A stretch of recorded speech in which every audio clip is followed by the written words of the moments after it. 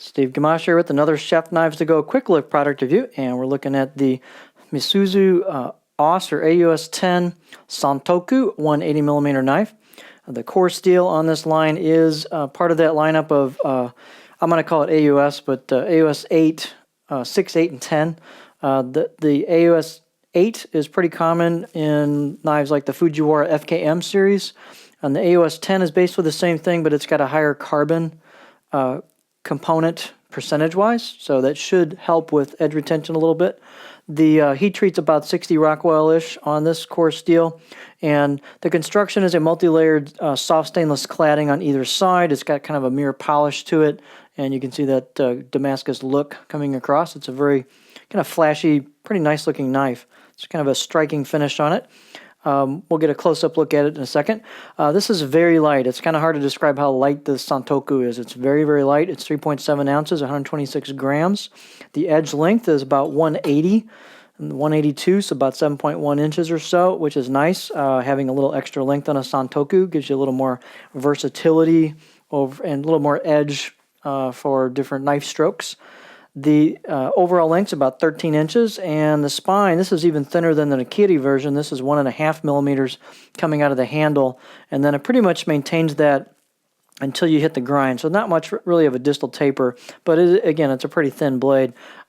Flex is kind of medium. I'd say it's about what you'd expect on a knife like this. It's got a bit of flex to it, but it's not whippy, but it's kind of in the middle.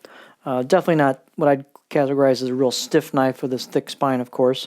Blade height is about 45.6 millimeters, and the handle is just a good basic hoe wood handle with, as I look at these more and more, I put black packawood on the page, but I'm pretty sure this is buffalo horn. So as I said on the Nikiri, if you see on the Chef Knives to Go site that it's buffalo horn, then yeah, but I'm pretty sure this is buffalo horn, which is nice. It's kind of a cool little upgrade over black packawood. Finish on the handle's nice. The install's nice. Pretty tight install.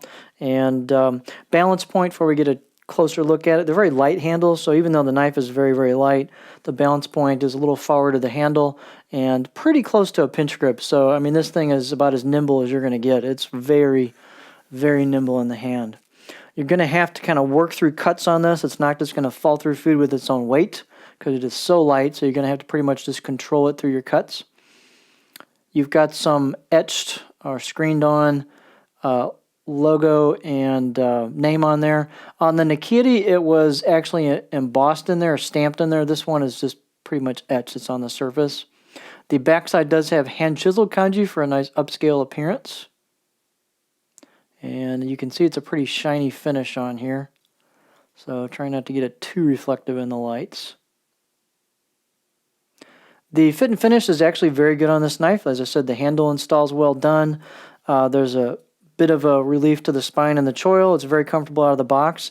I'll say this edge is a solid 5 out of 10, maybe even 6 out of 10. It was a pretty clean edge out of the box.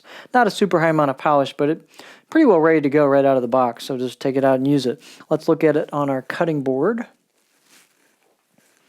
So if you want a light Santoku with some looks, this is it. It's all stainless.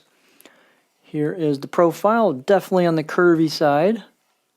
So you've got a little bit of back belly there towards the heel, not really any flat spot. A little bit of belly towards the tip. I can get right in there before I start digging the tip in, so not super high, but a lot of Santokus are like that. But it's a pretty smooth, it's a pretty well-cut profile. Not any bumps or hiccups or anything on it. Pretty good clearance as well for the board. So just a good solid, nice-looking basic Santoku. Very, very light, very nimble.